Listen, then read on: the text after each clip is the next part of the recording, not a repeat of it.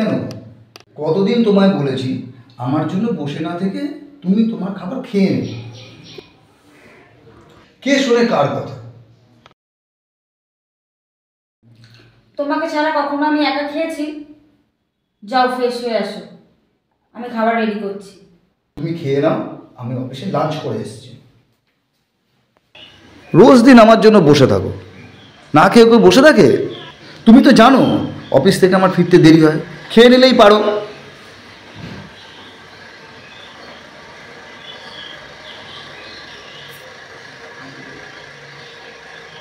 Happy birthday my darling, দেখো তোমার জন্য আমি কি এনেছি। গিফটটা পছন্দ হয়েছে তো? কি গো বলছো না যে, বলো কেমন হয়েছে? কবিতা, কবিতা,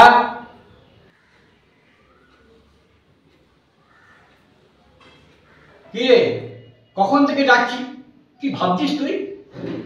ও কিছু না। খাবার টেবিলে খাবার বেড়ে দিয়েছি, খাবি চল। বাবা,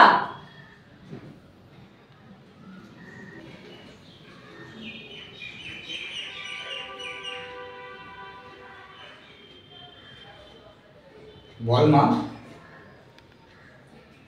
ভাগ্য করে এমন বাবা পেয়েছি যে আমার মায়ের অভাব কোনোদিনও বুঝতে দেয়নি। জানো বাবা, বলো। কলেজের সবাই তোমায় নিয়ে, কলেজের সব বন্ধুরা তোমায় নিয়ে আলোচনা করে। বুঝলাম। কি?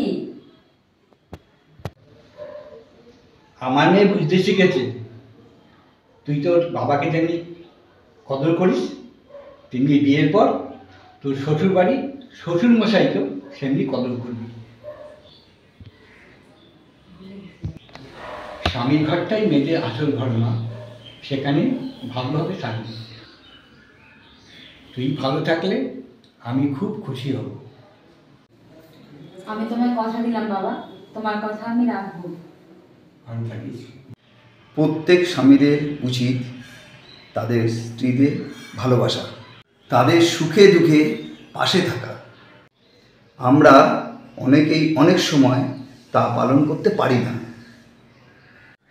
বাবা মায়েদেরও বলবো, মেয়েদের বোঝাতে হবে স্বামীর ঘরটাই মেয়েদের আসল ঘর।